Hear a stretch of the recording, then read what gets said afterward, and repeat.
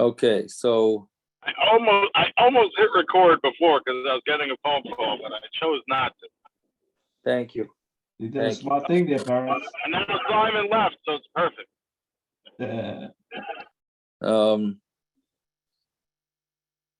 Yeah, okay, where do we leave off? I have no recollection. My kid just reminded me it's Thursday. So what time are we doing shit tomorrow? Oh, Shkia's at lift pensions around 5:20.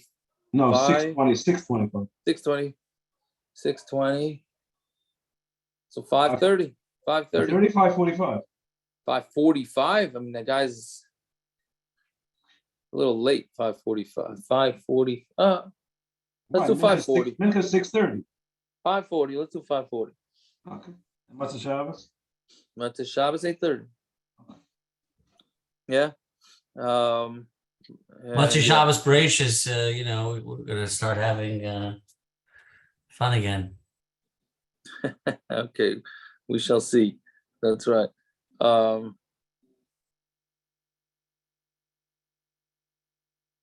Where I think we got up to Avimi Breder Avo, right? Yeah, that's what we're up to. On Peiches Amud Aleph, tonight's stuff is not so hard. Hey, Amud Aleph, right? Pay, what did I say? Hey, Amud Aleph, about 10 lines down from the top. Avimi Breder Avo have a maski bezuzi bechuzot. Right? So Avimi Breder Avo, again, we're discussing all these things that how to go about collecting loans. That's basically the sugi that we're talking about here. So Avimi, he had Breder Avo, so he had people in Chuzai, Maska Bezuzi Be Chuzai. The people from that city, I don't know if it's a city or a country, they had that he had borrowed money from them. So Shavrinu Biyad Chama Breder Rabba Barabo, and he sent it with Chama Breder Rabba Barabo, also Perinu, and he went and he paid it up. So Amalahu, he said to them, Havali Shtara, give me back the shtar, meaning normally when you pay up a debt, so the lender gives you back the shtar, otherwise he can keep collecting on the debt. So again, Avimi Breder Rabavo sent the money with a shliach to Beit Chuzai to pay back the loan. He paid back the loan. Then the shliach said to them, give me back the shtar. On Mulei, they told him, Sitroininu, this wasn't, the money you gave us was not to pay back the shtar. That was for another loan, right? A similar loan, but another loan, that's what it was for. Right? And he still owes us money.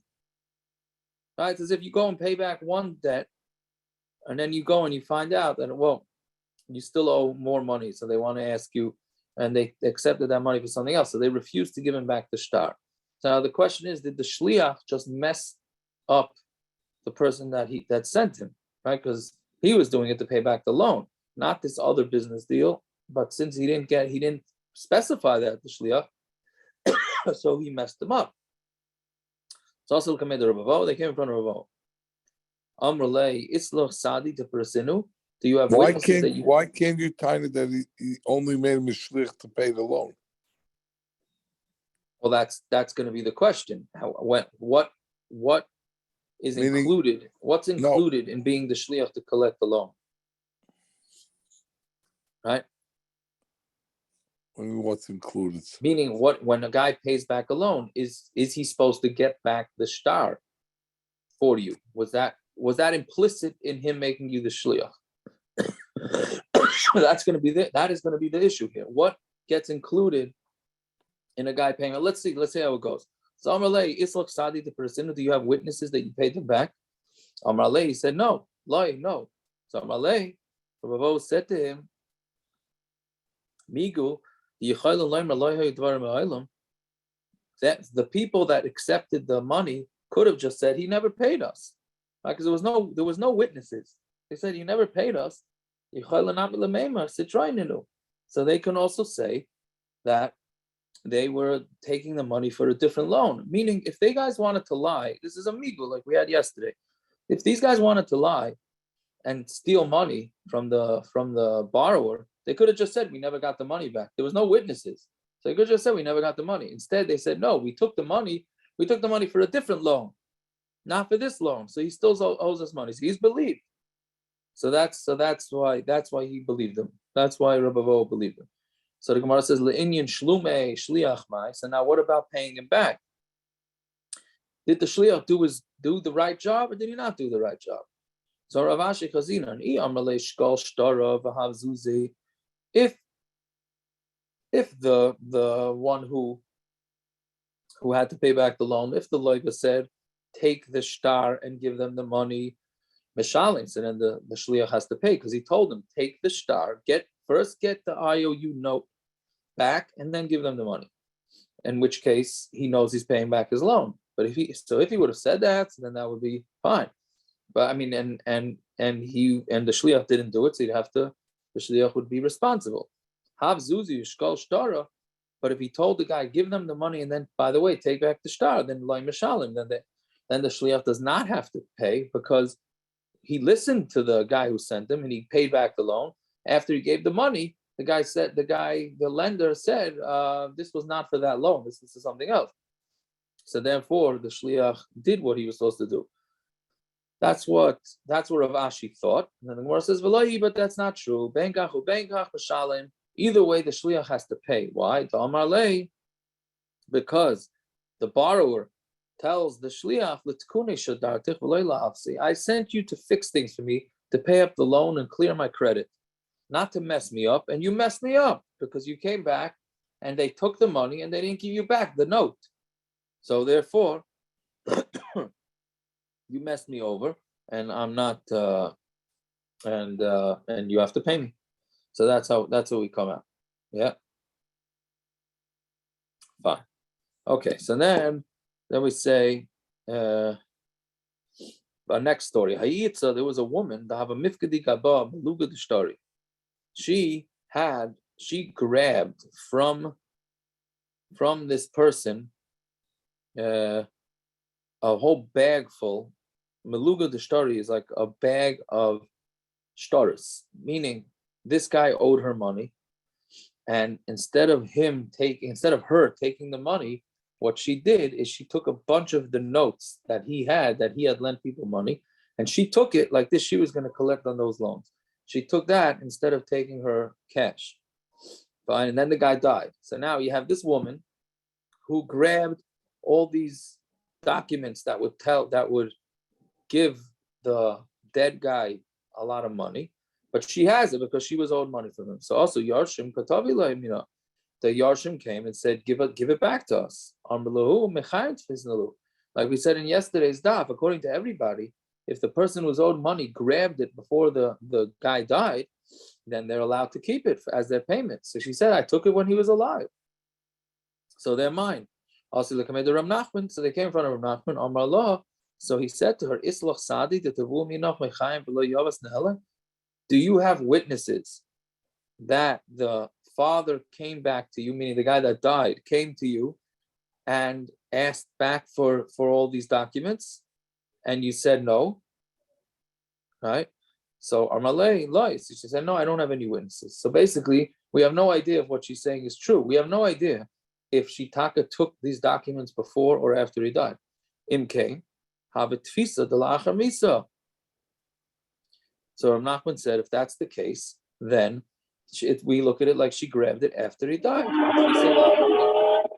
Utfisa, slow down, whoever that is, slow down. Utfisa de la achar misa like klumhi, right? Grabbing something after the person dies is nothing, meaning you're not allowed to grab it.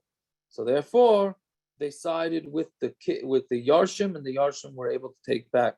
What happened to him, Mike? What? Yeah. Why isn't there a Moitzi Mechaber Olavaraya? She has the notes. She has them. Why isn't it on the Yarshim to say you got them after she died? Why is it on her? Because she's maida that these things belong to the father.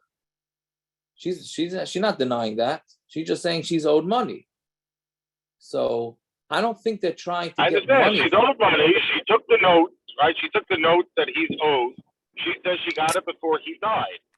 And now they're Right. making her prove that she got it before they died. Why? She has it. They have to prove that she's wrong. She's holding the notes, no? I hear. I hear what you're saying. That do you say in that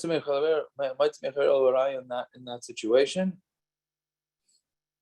Because they're not trying to get the money out of her. Right? They're just trying to say, meaning these things belonged to him, to the guy who died. She's holding something, right? She's holding, whether you want to call it the mortgage note or whatever else, she has it. It's in her possession, right? Correct. And now they're saying, well, you took it after he died, therefore it's really ours. Right. Wait a minute. Does she have it legally, Parrots? Well, that's the question. No, she took it. There was no Kenyan. There was nothing. Well, no, if she took it when he was alive, she's entitled.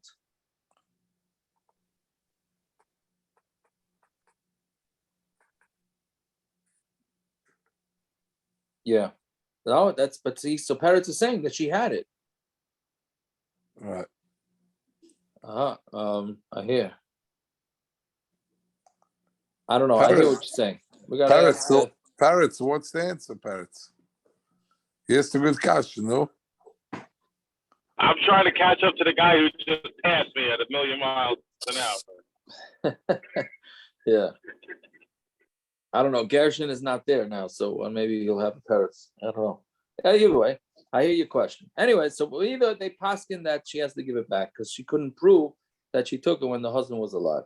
I mean, you could probably start with chazaka's Parrots. Like, is a chazaka and whose property it is. Okay. Yeah, the chayav shvua beidina de Rabba. This is a very interesting story. So there was a woman who was chayav shvua in Rabba's bezdin, right? Meaning she was ma'ida b'miktsas, or there was an eid echad, and she denied it, so she has to make a shvua. So Amrle Bas Rav Chisda's daughter, who was married to Rabba, said Yadainaba the Chashuda Ashvua. She says, I know this lady. She can't be trusted. So if Rava l'shvua akashekenegda, so what Rabba did is he swapped it, and he said whoever this woman was fighting against, right? Because there's always two sides when you make a shvua. So he said, okay, since this woman's not trusted to make a shvua, we're going to make the other side make the shvua, right? There's something called a shvua shekenegdoi, which is that when one side can't make a shvua because they're not trusted, let's say he's a gambler or whatever, even though normally he would have to make the shvua, we make the other side make the shvua. So that's what happened here, because Rabba's wife ratted her out and said she's not trustworthy. She said, okay, so it's pointless for her to make a shvua. So he believed her. Fine. Zimnin, meaning he believed his wife. Zimnin have a yasvi kamed Rav Papa Ravada Barava, Ramavda Bar Masno. So other times, Rav Papa and Ravada Bar Masno were sitting in front of Rava. Aisyahu shtar gabe, and then there was a star brought into Bezdin that needed confirmation. Amalei Rav Papa Yadaina be the star of Priyahu. Rav Papa turns to Rava and says, I know that this star was already paid up. Meaning this guy's coming back to try and scam the system. So Amalei Ika ina shachrina bahadei demar. Do you have anybody else with you that can testify? Because you need two Eidim. Amalei said no. So Amalei Avagav the Ikamar, even though you say that this star is a scam, Eid Echad lav klumhu, Eid Echad is nothing. Right? So what's the obvious question? So Amalei Ravada Bar Masna, v'lo yehi Rav Papa kibas Rav Chisda. Are you saying that Rav Papa is not as chashuv as Rav Chisda's daughter? Meaning, Rav Chisda's daughter, Rava's wife, he trusted her when she said, as an Eid Echad, and an Eid Echad who's a woman, no less, said, oh, by the way, don't trust this lady to make a shvua, she's not trustworthy. Her, he believed. But when Rav Papa said, this guy, I'm telling you that this guy is a scam, that he says, oh, you're an Eid Echad, I don't believe you. So that's what Rav Adam said to him. So you're trusting your wife more than Rav Papa. So he says, Bas Rav Chisda Kimli Begava. He said, Rav Chisda's daughter, I know her. Right? I know that she's not gonna mess around with things. She's not going to say things that are not truthful. But I don't know Rav Papa. Right? So therefore, since I don't know Rav Papa, I can't trust him. Right? How is this working in halacha? I'm just trying to understand. I said this was an interesting. You got to get your shver on the phone from Eretz Yisrael to give the perspective on this one, right? I don't know how. I don't know. I can't understand this, right? It's very hard to understand. But okay, he's saying that there is a concept of believing somebody like Beitrei. There's certain things we've had it before, and really the Gemara is going to say the next line. But if you really trust this person, then you can't change the din, because at the end of the day it's an eid echad. Meaning what Rabba did here, he didn't change the din based on his wife's testimony.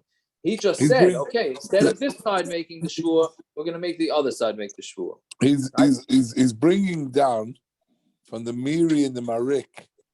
He says that his wife, he knows firsthand.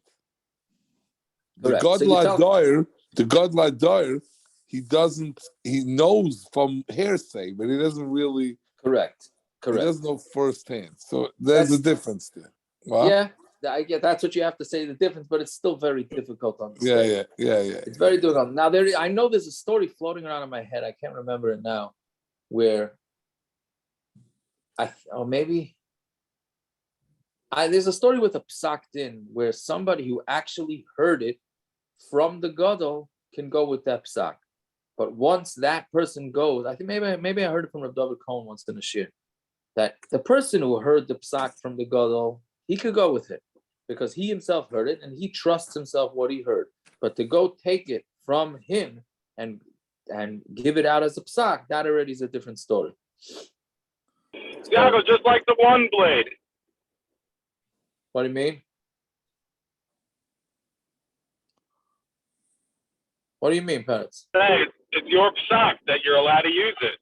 That was what we got out of it yesterday.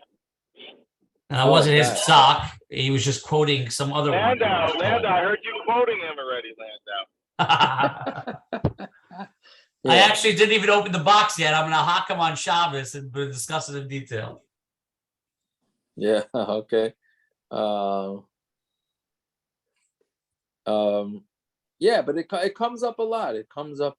I know my father, Zechron Rocha, said, B'Shem Reb Feivel, that he should be good, and he should be good and well, said that anything B'Shem Reb Moshe is not admissible in a court of law. Nothing B'Shem Reb Moshe. Why? Right? Because you don't know. He's misquoted. It's in the Rechaim. He told us about Rechaim. One person's perspective, and so that's what he had said. Jacob, I verified that Meister with the credit cards and ribbons.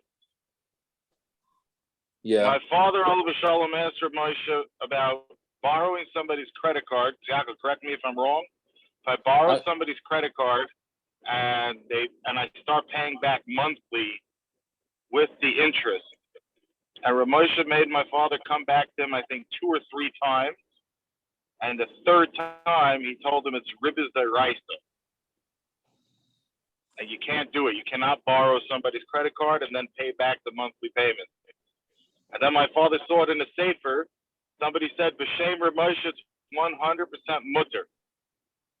I drove back. I'll be honest, I don't remember which one of the Reb Moshe's sons it was, but he was speaking by my shver's house. I drove him back. I had nothing to talk about. I asked him this Maisa, and he confirmed that his father held 100% ribbis deraisa. And in a sefer printed, Reb Moshe said 100% mutter. Yeah, okay, so there you go. I don't remember the story, but So you can't believe anything that's written against Moshe. No, because Moshe is Reb Moshe himself. Maybe it's not printed right. No. That's Reb Moshe. What about that volume? Himself. What about that volume that was printed after he passed away? Okay, that's why some people have issues with it. They sell it in the set. Yes, but okay, whatever. That's but that's we're talking about stuff that's written in his ksav. So that would be fine. That last chelik. Yeah, okay, All that's right. something else. The Hagoyas that are in there are definitely not from him. So that's where it gets a little okay. Either way. So that's a pshat. So he believed his wife over a papa. So over a papa, Hashta Damar Mar Kimli Begave Milsahi. Now that Rabba said that if he knows somebody, then that means something. Going Abba Bar Mari to Kimli Begave. So if I would hear Eidos from Abba Bar Mari, who I know well, Karana Shtara Apume, I would tear up the star based on his Eidos, on his mouth. Meaning, so Rabba is saying, okay, can I take from you, Rabba, that anytime anybody trusts somebody, you can just say psak based on that Eid Echad. So the Gemara says, Karana Saga, do you really think you could tear it up? You can't do that. Right? You need, in order to make a psak, you need two Eidim. You can't just go tear up a star based on one guy saying it's possible. Don't make a difference who that person is. Ella, Marana Shtara Pume, what it says is going to make the star bad based on his mouth. Not he's going to make it puzzle, but he's going to make it that it's going to need further proof or something like that. Meaning it's going to make it, I don't know, it's going to junk bond maybe? It's going to knock it into junk status? Would that be a way of saying it? I don't know exactly what junk bonds are versus regular bonds, but I imagine that if somebody comes and says, this guy is shady, so then it's going to knock it down into junk status, but it's not going to make it puzzle. It just might need further investigation before you're going to collect with it. Fine. Next story. There was a woman who was chayiv a shvua in the bezdin of Rabbi Barabaya. Amar lehu hu baldin. So the baldin said, "Tasi b'sishtava b'masa." Let her, meaning this court case based on the Gemara. This court case happened in a different town. Like sometimes they move right? They ask for what do you call it? They ask for the court case to take place someplace else because all the jurors know about the case. Change in locally. venue. Change of venue. venue. Very good. Thank you. Change of venue. Perfect. So they want to change of venue because everybody local is going to have negias. They're going to be tilted or warped. So that's what happened here. I don't know if that's exactly why it happened here. This court case happened in a different town. So it came out that the psak was the woman had to make a shvua. So the people on the other side of the shvua that were fighting the woman said, can we bring her back to our city to make the shvua? Why? Because Efsher, the mechasfa, umaydia, maybe she'll be embarrassed and she'll be murdered. Meaning, if she has to swear in a different town, nobody knows whether she's telling the truth or not. But if she comes back to our town, everybody knows that this lady is lying, and maybe she'll be embarrassed to make the shvua. So we want her to make the shvua back home, not here. So Amrulahu, so she said to them, to the Bezdin, Kisfuli Zachvasa, write for me a statement that says that if I swear back in my other town, I'm going to be fine. Right? Then I'll bring it back there. Then I'll do it. And meaning when I make the shvua, then they're going to give me the shtar. Meaning she says maybe this guy is pulling shtick. He's going to want me to schlep all the way back there. I'm going to make the shvua, and then he's going to say, but what Bezdin told you this? We disagree. So she didn't want that. So she wanted a ksav from the Bezdin in the other town. And when she goes back home and makes the shvua, she's going to be exonerated of whatever it was. So Rabbi Barabaya. So Rabbi Barabaya said to Sarah, Kisvula, write it for her. So Enochanami, write it for her and then let her take it back with her. And then when she swears, then she'll be fine.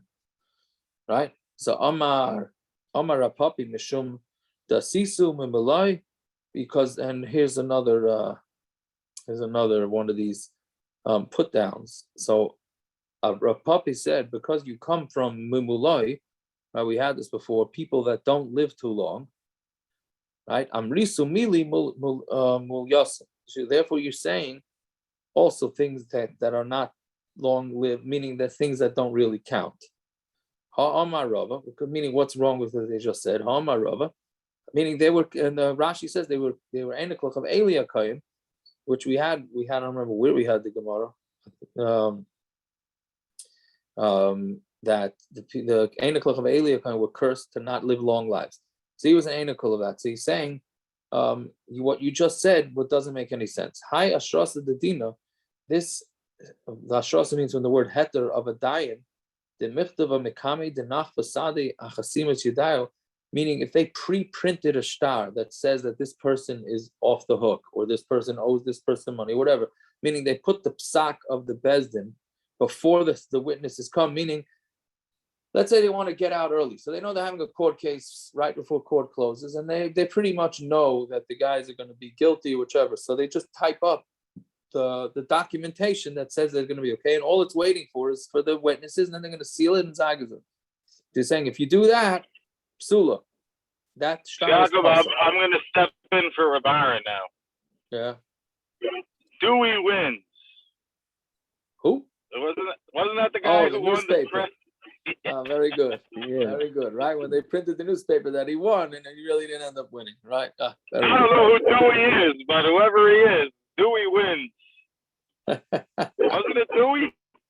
Oh, yeah. The headline Yes. was Dewey defeats Truman. Right. That was the headline. 1950, I think 50. There you 48. go. There you go. 48. Okay, so yeah. Yeah, no, when Rabba and Benny were like in their 30s. Yeah. There you go. So anyways, so we're saying that it's possible to do that. Alma mirsi keshikra, because it looks like a sheker. Because how can you type up the document before it was finalized? Hachanami mirsi keshikra. So how do you go send this lady back to her town with the star that says that she's potter, right? Because she made a shvua and she's potter, and they'll give it to her when she makes the shvua. What happens if she never makes the shvua? So that's what that was the kasha. So Velesa, and it's not true. Rapapi's kasha is not true. Midar Rav Nachman, because we have a case of Rav Nachman. No Rav Nachman, I'm a Rav Meir. Afilu matzu ba'ashpa. Even if a guy finds a get in the garbage, now I'm talking about a cheap husband, right? He finds a get in the garbage, and then he takes that get and he signs it and gives it to his wife. Kosher, that get is kosher. Afilu Rabbanon. Like, and even the Rabbanon who say that the get is not kosher, that's only by gitim that from nashim, the inan ksiva lishma, because a get nashim they need to be written lishma for the person that's going to be getting it. But other shtaras they're maided. If a guy finds it in the garbage, he can use it. If somebody has a star that he borrowed and he paid it back, he's not allowed to borrow and use that star. Why? Because he was already mochel it. Time of the nimchal shibude. That's the only reason why that you can't use it, is because he already was mochel the shibud, meaning whatever liens he used on this loan is already mochel. But to see on Talmud Beis now, like Hashinan, but we're not going to see, we're not going to look at it and look at it like it's a sheker. We just don't want it. Meaning, when somebody does a loan and there's a lien on the loan, so it goes from the date of the loan. All the properties are. But if you take a new loan on the same star, so all the properties are going to be lien. There's going to be a lien on them from the first loan, which is not true. It's from the second loan. But we're not worried about sheker. That part we're not worried. Why don't we just say, how can you use the star? Right, the star was written before you even started with the situation. So therefore, the Gemara doesn't say that. So that's not a concern. So the bottom line is, you are allowed to at least the way the Gemara here is coming out, you're allowed to pre-write a star and let it and use it. Fine. Now the Gemara goes through 3 of the exact same stories, which actually had to do with our Musar tonight a little bit. Ahu Gavra, the Ifkid Shav Marganisa the Tzaira Basadina. There was a person who gave over 7 pearls, that were wrapped in shmata. Beirav Miyashab Arbreder of Shuv and Levi. So this guy gave it to Reb Miyasha to watch for him. 7 jewels, right, or pearls, or whatever it is, some sort of jewelry, and he was watching it. Shachiv Reb Miyasha. So Reb Miyasha passed away, V'loi Pakiv. And he didn't tell anybody what's going on with. He didn't tell anybody about these pearls that he was watching. So nobody had any idea whether it belonged to Reb Yasha or he was watching him with somebody else. So also came in the Rav Ami. They came in front of Rav Ami. First of all, the Adaina Be'Ramiyasha Bar Breda Rabbi Shuban Levi, the Lo Yomid. I know this fellow. He was not a wealthy. He's not Lo Yomid. He was not a wealthy person. So what would he be doing with 7 pieces of jewelry? So it can't possibly be his. And the guy who came that wants the jewels and said it belongs to him gave a simon, right? Because Rashi says the simon is that they were wrapped in a shmata, and there were 7 of them. So since we have 2 reasons to believe that it didn't belong to Ramayasha, so he said, I'm sorry, the Yarshim who found it in his whatever, found it under his mattress. Sorry, game's over, buddy. You can't have it. Right? But we're only going to say this, but that's only if the person who's coming and saying that the jewels belong to him didn't constantly come in and out of the guy's house, of this Ramayasha's house, of a ragel nafik lahasam. But if he would constantly be coming and going, we're going to say, no, somebody else gave the jewels, but he saw them. Since he was in his house so many times, he saw these 7 jewels wrapped in the cloth, and so he was able to give the simon, but it really didn't belong to him. So it's interesting because the Gemara is coming out that for sure it wasn't Rabbi Yasha's. The only question is whether the person making the claim has it or not. So if he was a ben bias for Rabbi Yasha, then the claim doesn't work. But if he wasn't a ben bias, then the claim will work because he has a simon, right? So that's that, which is again something that's difficult. How do we know that he didn't have a secret stash?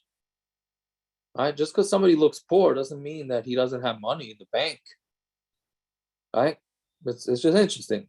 Okay, the Gemara brings 2 of this not exact same stories, but very similar. Who gavra the ifkid kased the kasa pay chasa. So a person gave a silver cup to chasa, shachiv chasa, the lay pocket. Chasa died, and he didn't tell anybody about what this silver cup was all about. Also, Commander Nachman, I knew Chasa wasn't wealthy. And this guy gave a simon that it was what the silver cup looked like. And again, we don't only say this when he's not used to going. The person who gave the simon wasn't going in and out of Chasa's house. But if he normally goes in there, it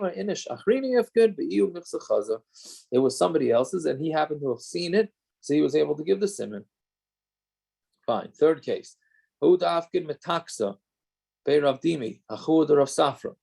So a person, he gave like this taxa is some sort of silk, something made out of silk.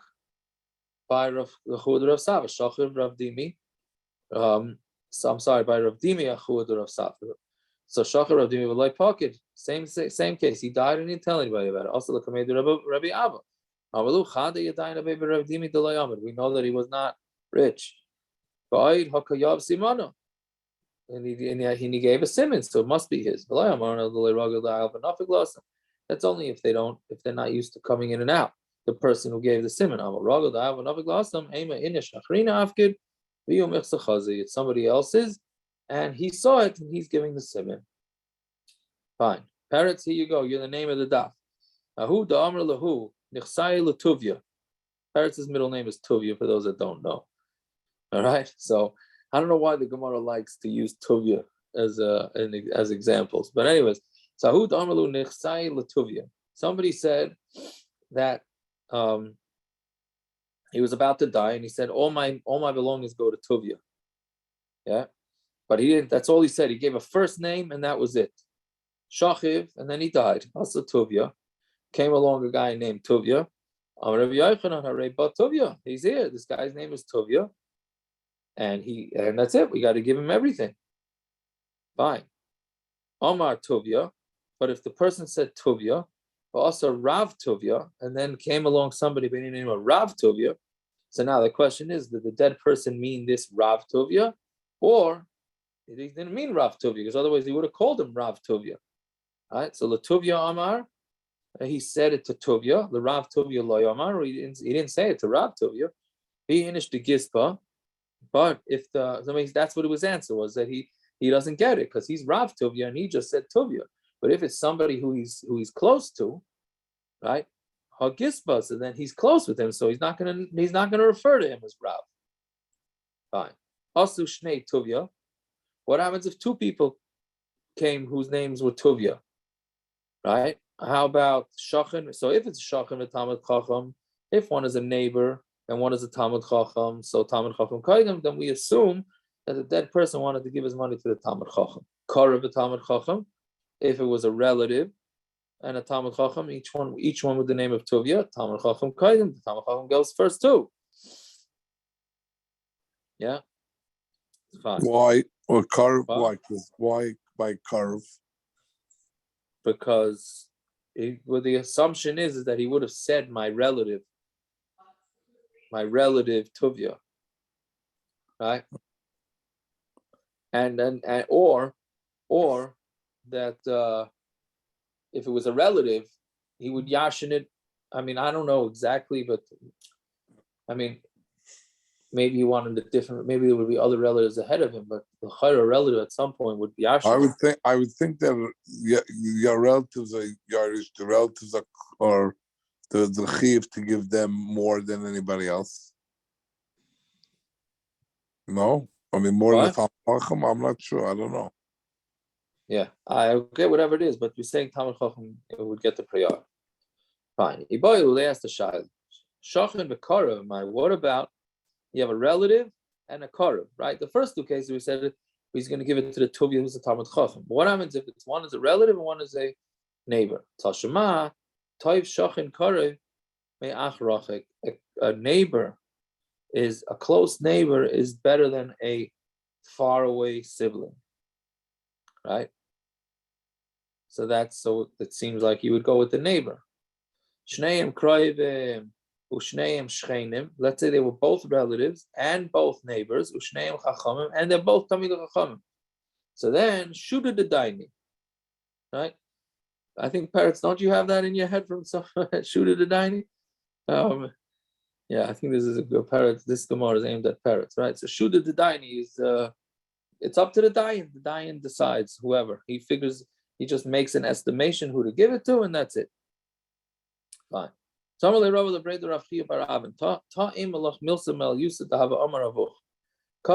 tell me something that your father said, a good thing that your father said. This that Shmuel said, now this is a scam of all scams. A guy sells his shtar chayv to his friend, meaning, a lender says, hey, you want to buy this loan? Right? This is how the whole financial system collapsed in 2008. People buying loans off each other, right? And then the loans were no good. So what happened here, this is like a similar thing that can get the ball rolling. So this lender sold the guy a shtar. He figured I'm assuming the reason why he would sell it is like the guy he lent the money to is probably not paying him back. So he says to the guy, I'll sell you the shtar for pennies on the dollar, like buying credit card debt. And you'll, at your risk, you take it, you can get it from him or not. So he sold it. And then what the guy did is after he sold the shtar, he went and told the lender, by the way, I'm mochel the loan. So basically he ripped the guy off who bought the loan from him. So what's the din? Mochel. It is mochel, and the guy's a loser. The guy that bought the shtar is a loser. Bafilu yoirish mochel. And even if the guy himself that sold the loan was not mochel, and then he died, and his yoirish decides to be mochel, that's also. Yeah. So Maida Shmuel, so I mean that's what he said, but Shmuel is Maida though. Let's say a woman gets married and she's owed money, and she brings the shtar into her husband, and then she went and was mochelit. Meaning again, she came into the marriage, she tells her, by the way, I'm owed $1,000 by this guy, I'm bringing the shtar in, it's going to be ours, right? It's going to be nechsim ilug. Then after they get married, she goes and she's mochelit. There, Shmuel is mochelit that it doesn't work. Sheina mochel, it's not mochel. Why not? Because once you get married, and we had this 2 blot ago or 3 blot ago, his hand is like her hand, right? So therefore, the woman, it's no longer hers to be mochel. It also belongs to the husband, right? Okay, it's a few minutes early, so let's because it's the same subject here, and it's also Friday, so tomorrow, so we'll do a little bit more. So Krivte the Rav Nachman Zvinsa l'ksubasa b'toivas hana. So Rav Nachman's relative sold her ksuba for toivas hana. Toivas hana is basically, again, a woman who has a ksuba is basically owed money from the husband if he dies or he divorces her. So she needed cash. So what she did is she sold the ksuba to somebody and said, by the way, my ksuba is worth 200 zuz, and you could buy it from me for 100 zuz, and I'll have the 100 zuz, and then if my husband divorces me, you'll get 200, right? So it's not a bad risk. So she sold it. Igarsha. It was like people were buying the life insurance policies. The same, right? Same type thing, right? So then Igarsha, she got divorced, B'shriva, and then she died. Also Katava Lelabarta. So the guy who bought the ksuba off of her came to her daughters and said, hey, go get the money from the husband for the ksuba because it goes to us. Amalu Rav Nachman. So now they're stuck because basically these daughters thought they're going to get the ksuba. And now they're not getting the ksuba because it's owed to this guy who bought the ksuba. So Amalu Rav Nachman. So Rav Nachman said, again, this is Rav Nachman's relative. So Rav Nachman said, Leka delis b'la Eitzah, nobody can give them an Eitzah how to get out of this. On Talmud Aleph. So Tezel, he said, let her go. B'sichla l'ksuba. So let her be mochel the ksuba, meaning let the daughters be mochel the ksuba. Di'ima l'gabi avua. Let them be mochel. Tell the father, we don't want the ksuba. They'll be mochel the ksuba. Right? B'sirsa minei. And then she's going to yashin it from the father when he dies. Right? He said a great scam. Meaning the mother sold the ksuba. The daughters didn't want to have to go give the money to the guy that bought the ksuba off the mother. So Rav Nachman said, here's a great eitzah. Be mochel the ksuba. Tell the father you don't want it. Now the father gets to keep the money. And then when the father dies, you get the ksuba money. Right? A brilliant idea. So Shama, Azla, Achilsa. So they went, they heard what their cousin Rav Nachman said to do. And they were mochel it. And then this guy who bought the ksuba got shafted. He's left with nothing. So Rav Nachman, Asinu atzmeinu ka'archei hadayanim. So then he regretted it. And we had this Gemara before, I don't remember where. But Rav Nachman said, we made ourselves into lawyers. Meaning, I just made this shtick for my cousin here and got them out of something. Which I guess he was regretting it. So meikara my savar. So what did he think in the beginning where he told his cousin the shtick? And what was he thinking at the end? So meikara savar that you cannot hide yourself from your own basar, meaning somebody has to go above and beyond for their relatives. And then in the end he said, no, an adam chashuv is different. An adam chashuv cannot necessarily go telling all these loopholes even though it's their cousin and he's mechuyev to do these type of things, because then they might learn from it, and they're going to be amaratzim. They're not going to know exactly what to do, and they're going to do it even not for relatives. So therefore he regretted telling it over to the relatives. Which again, the most practical application of this, I meant to look up exactly, but there's in Shidduchim and all these type of things, where sometimes there's information that you'd be mechuyev to tell relatives as opposed to telling other people. It's the whole thing's difficult to understand because we're all supposed to be, we're all related, right? Since we're all related, I'm not mechuyev to help somebody else, only my relative. If that's what the pasuk says, yeah. Sometimes you go on above and beyond for your relative as opposed to somebody else. Yeah, that's what comes out. Okay. Why do the children get the kesuba? Al Yerusha. Man died. So in a normal case, if a husband and wife get divorced, and then before the husband can give the wife the kesuba, she dies, the husband has to give the children the kesuba who he's supporting, his own children. Again? A husband and wife get divorced. Then the wife dies before the husband gives the kesuba. The husband has to give the kesuba to his own children? That's what the case just said. Yeah. So, well, it's her kids. It doesn't mean They it's from seem the to be. same marriage. They seem to Doesn't mean be. it's They his seem to kids. be his. They seem to be his kids because they're going to be Yarish him from him. They're not his kids. How are they going to be Yarish him? Well, so it's interesting. Rashi seems to say that he's still alive. There are others that learn that he's that they're both dead. So how? Okay. So, but you're saying according to Rashi, 1 second, she dies. It's his own children. He has to give.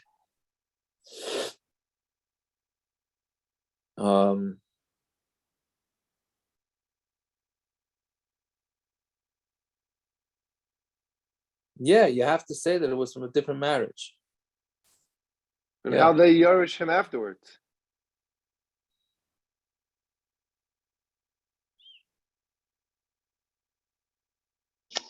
How are they Yerush him afterwards? What are you asking, Naftali? If the parents divorce and the mother decides to give her kesuba to her kids, that's her right.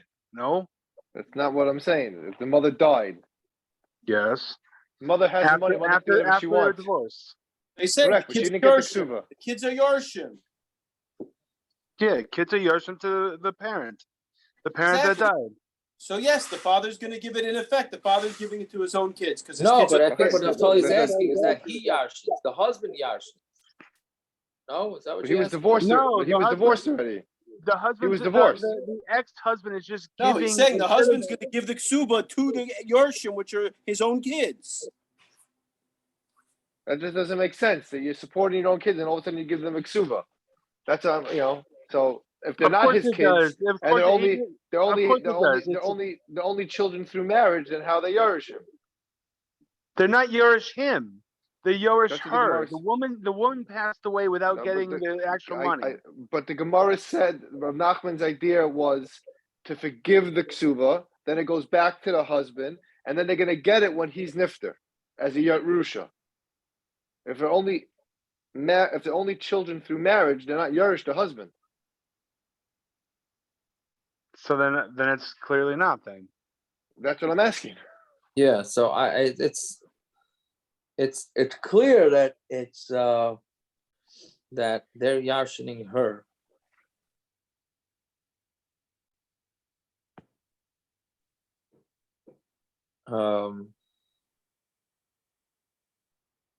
It's clear that it's her Yerush, that's for sure. Right? I just don't know how it works. I hear.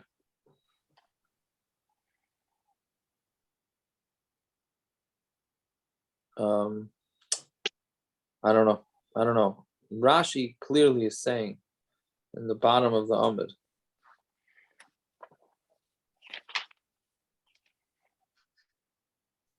Ksubas ima me'avia. Velerish ksuba mekayach ima. Ilu bayin litol hisayman alaymer imcha macholanu. They're saying that the mother sold it, so clearly she's not related to him.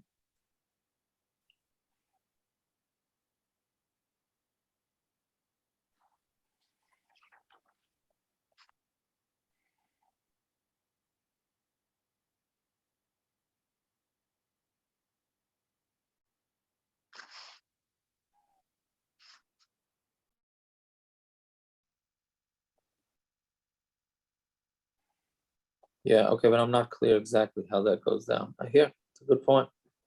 Good point. Yeah, all right. So 2 good kashas on tonight's daf. Yeah. All right.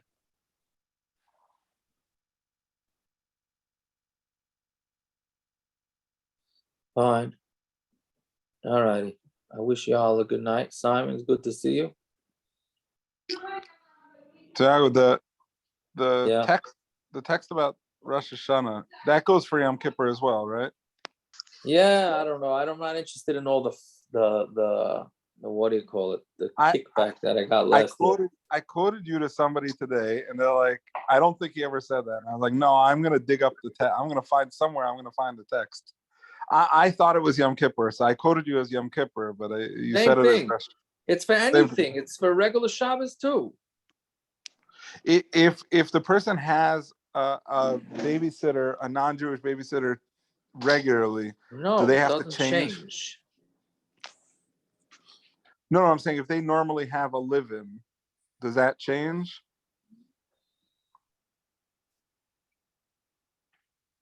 No, it doesn't change because you have a live-in because the woman has to go to work or whatever it is. You don't have a choice.